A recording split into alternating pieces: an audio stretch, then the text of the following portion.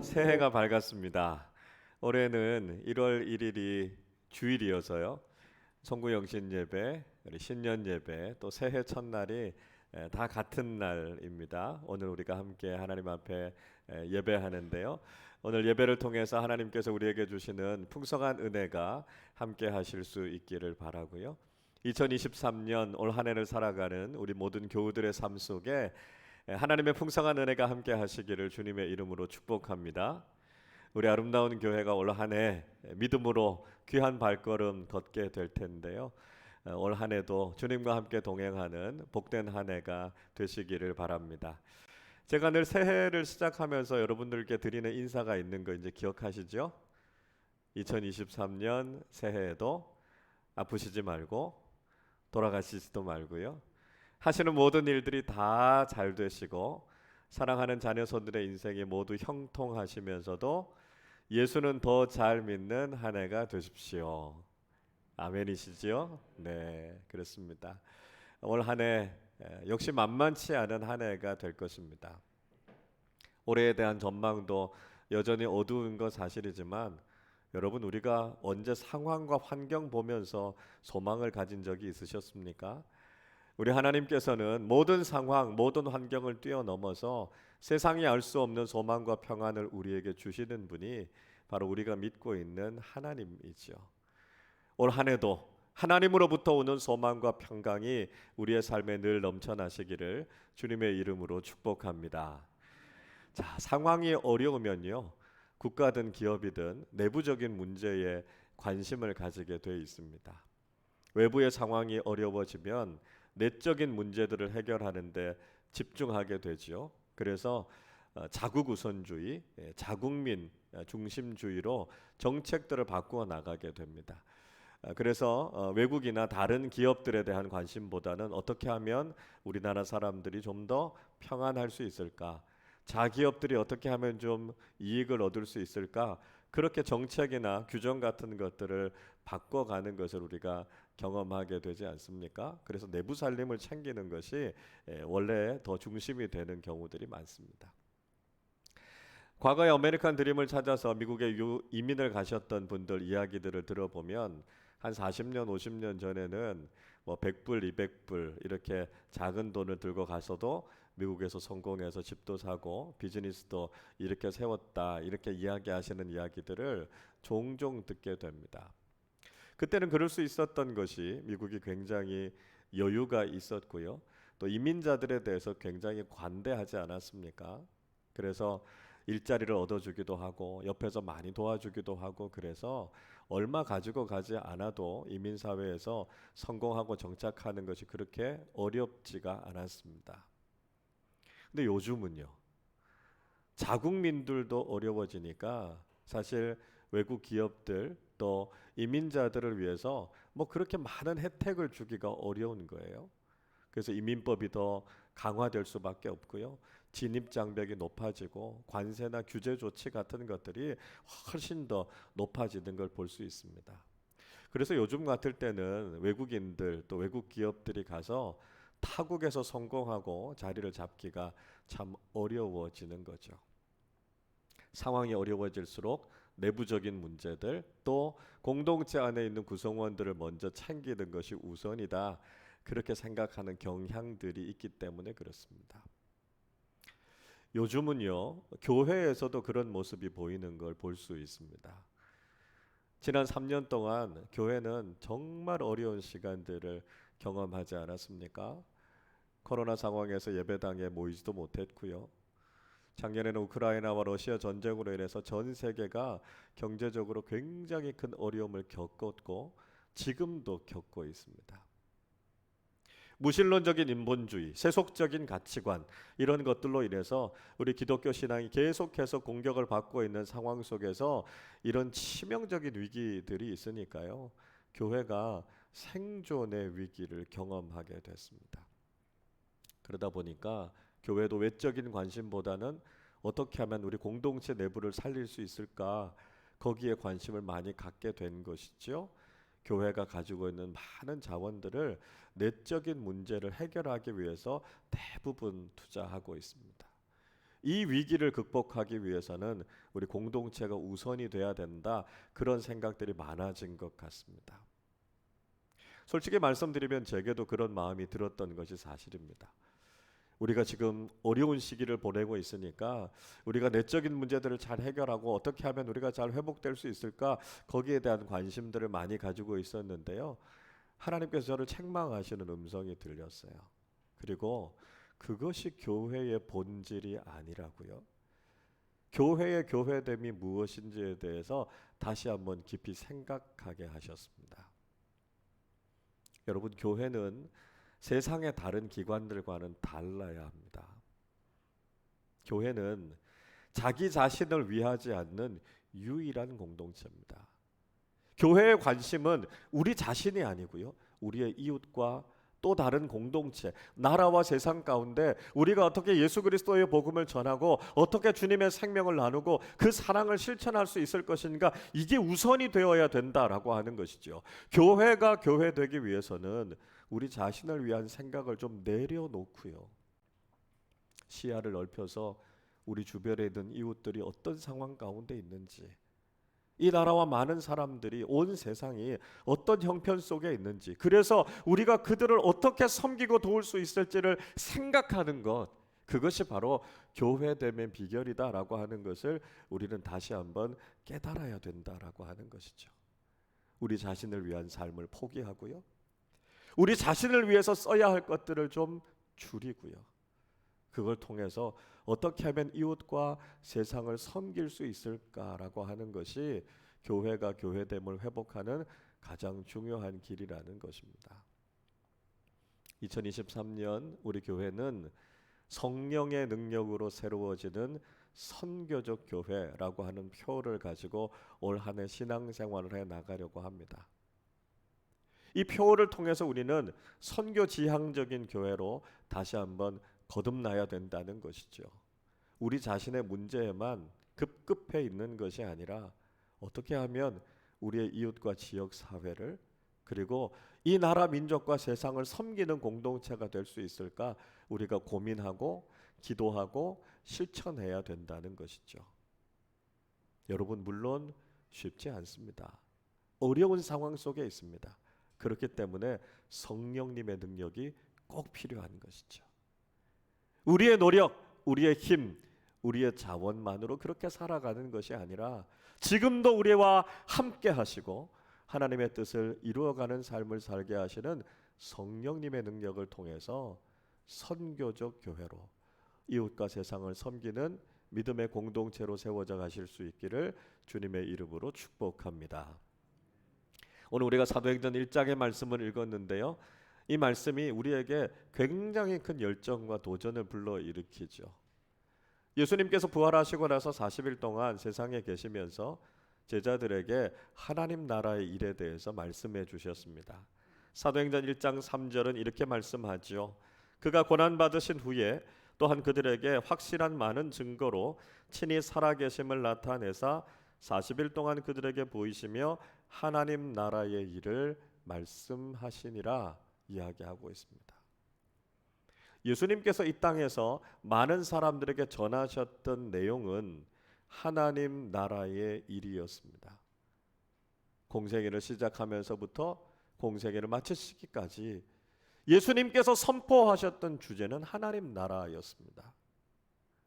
예수님의 전도 일성이 무엇이었습니까? 마가복음 1장 15절 이렇게 말씀하지요. 이르시되 때가 찼고 하나님의 나라가 가까이 왔으니 회개하고 복음을 믿으라 하시더라 말씀하고 있습니다. 때가 됐고요, 하나님의 나라가 이제 가까이 왔다는 거예요.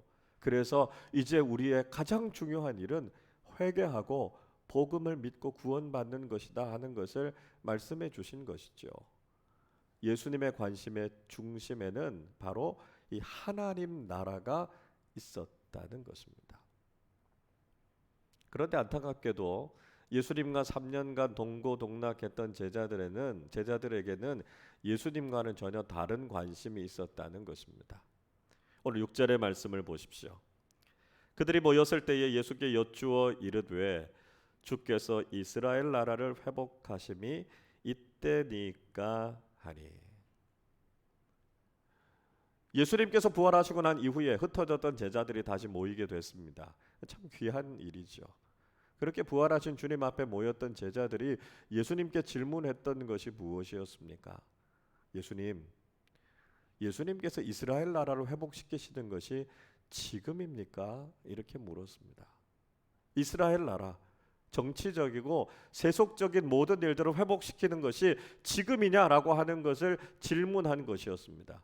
예수님께서는 하나님 나라에 대한 말씀을 하셨는데요, 제자들은 부활하신 주님의 능력으로 로마의 압제 가운데 있었던 이스라엘 나라를 독립시키는 일이 눈앞에 다가왔다라고 하는 것을 기대하고 있었던 것이죠. 제자들은 여전히 현실적이고 세속적인 가치를 추구하고 있었다라고 하는 것을 보여주고 있습니다. 여러분, 오늘을 그리스도인으로 살아가고 있는 우리는 과연 무엇에 관심을 두고 살아가고 계십니까? 예수님께서는 우리에게 하나님 나라, 천국을 말씀하셔서 그 천국 중심의 신앙생활을 하라고 말씀하고 계시는데, 우리는 여전히 세상의 가치를 추구하고 이 세상 속에서 어떻게 하면 더 성공적인 인생을 살아갈 것인지를 목표로 삼고 살아가고 있지 않습니까? 하나님께서는 우리로 하여금 천국을 바라보고 그 길을 걸어가라고 말씀하시는데요, 우리는 어느새 천국은 뒷전이 되어져 버렸고 세상의 가치를 뒤쫓으면서 살아가고 있지 않습니까? 교회 안에서 하나님 나라를 맛보라고 말씀하고 계시고요, 우리가 살아가고 있는 이 삶의 자리를 하나님 나라로 일구어 가라고 말씀하고 계시는데, 우리는 그저 지금 살아가는 이 세상에서의 삶에만 관심을 가지고 살아가고 있지 않습니까? 그러다 보면 어느새 우리의 신앙은 현실 중심적인 신앙이 되어져 버리고요, 세속적이고 기복주의적인 신앙, 내일을 소망하는 신앙이 아니라 오늘에 안주해버리는 신앙이 되지 않았는가 하는 것입니다. 주님께서는 눈을 들어 천국을 보라고 말씀하십니다. 하나님 나라를 바라보고 영원한 가치를 추구하는 삶을 살아갈 때 우리는 이 시대 속에서도 올바르고 건강한 그리스도인으로 살아갈 수 있다라고 하는 것을 우리는 꼭 기억해야 된다는 것이죠. 오늘 본문의 말씀은 우리에게 교회의 교회됨이 무엇인가, 그 본질을 회복할 것에 대해서 말씀하고 있습니다. 많은 선교학자들은 이것을 가리켜서 선교적 교회, 영어로는 미셔널 처치라고 이야기합니다.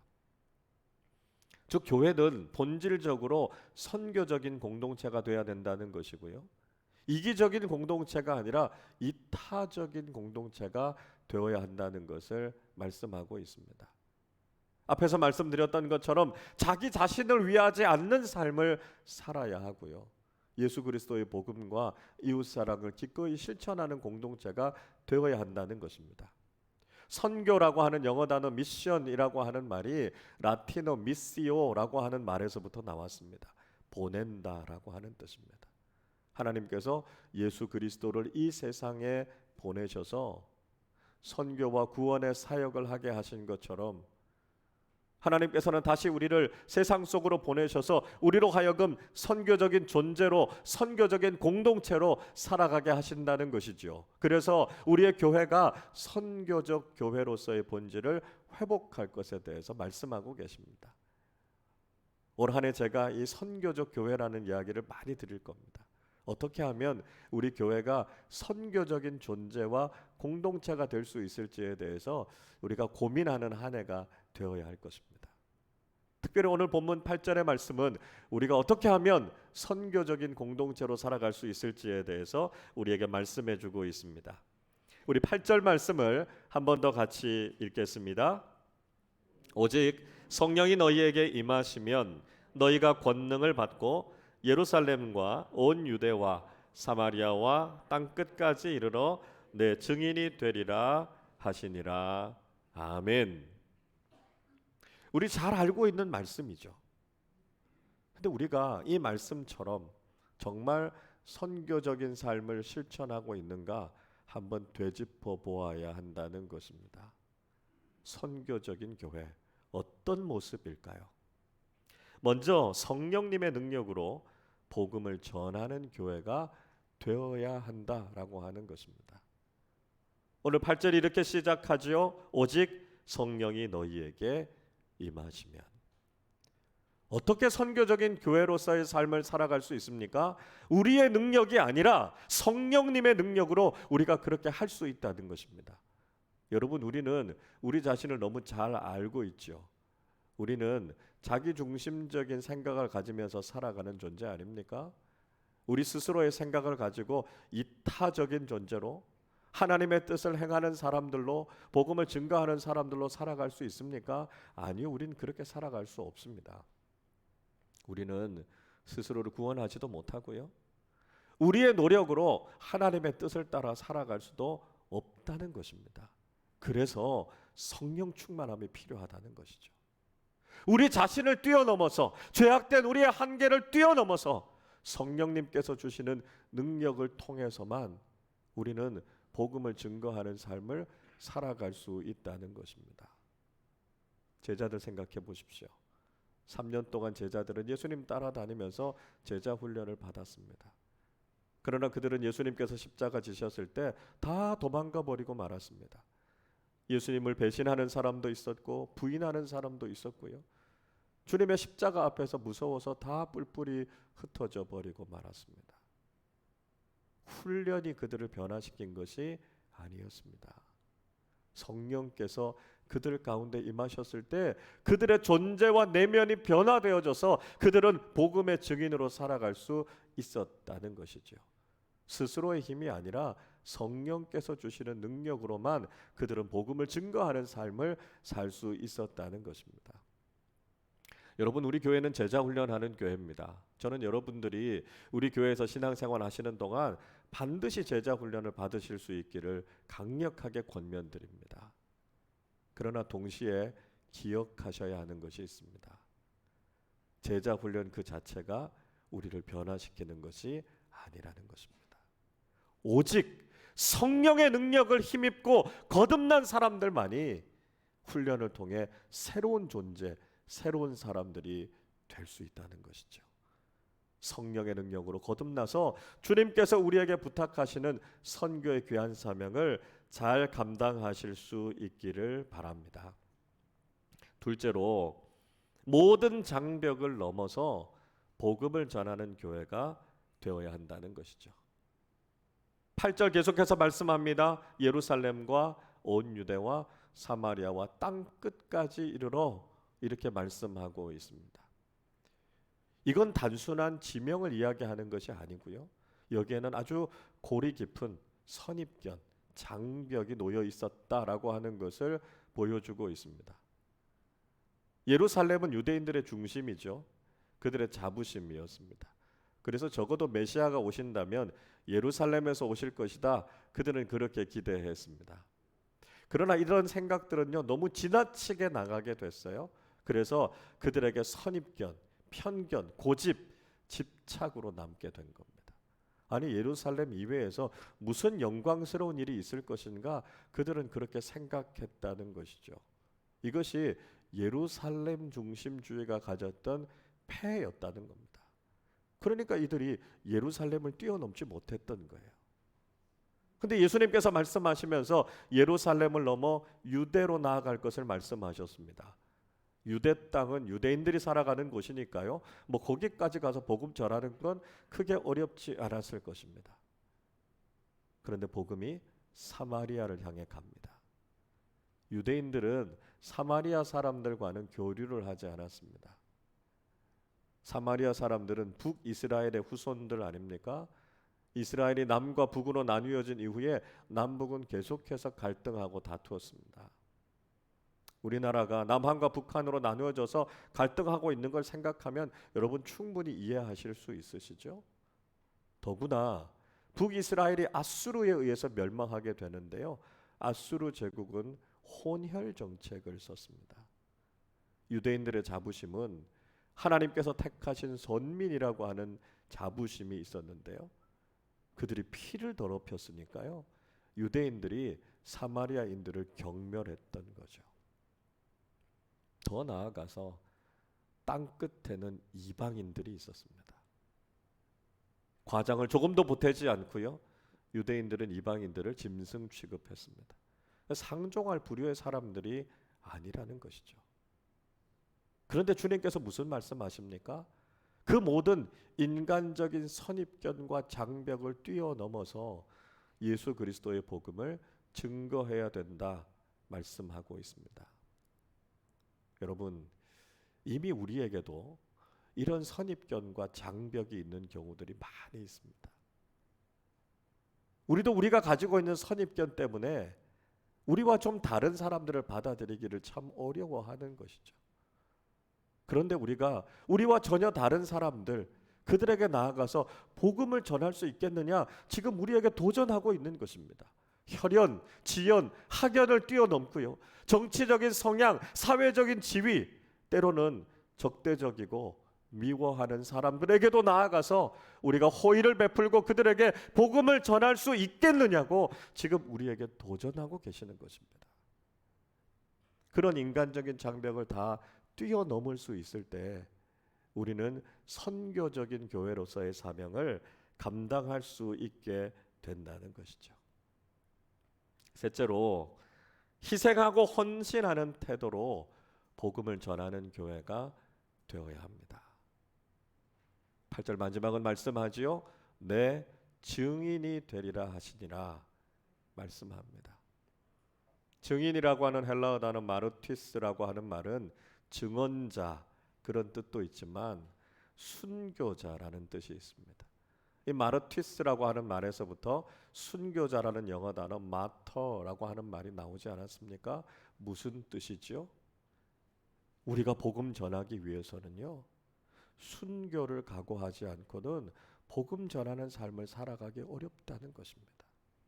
복음을 위해서 희생하지 않고 헌신하지 않고 자기 자신을 다 내어놓지 않고서는 온전한 복음의 증인으로 살아가기가 어렵다는 것입니다. 복음 때문에 손해보고 복음 때문에 양보하고 복음 때문에 우리 자신을 내려놓을 수 있는 사람들을 통해서 복음은 많은 사람들에게 흘러가게 된다는 것이죠.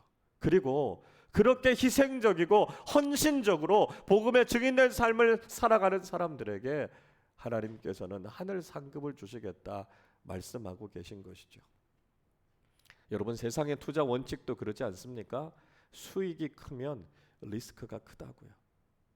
리스크가 커지면 거기에 따라서 그만큼 수익이 커질 수밖에 없는 것 아닙니까?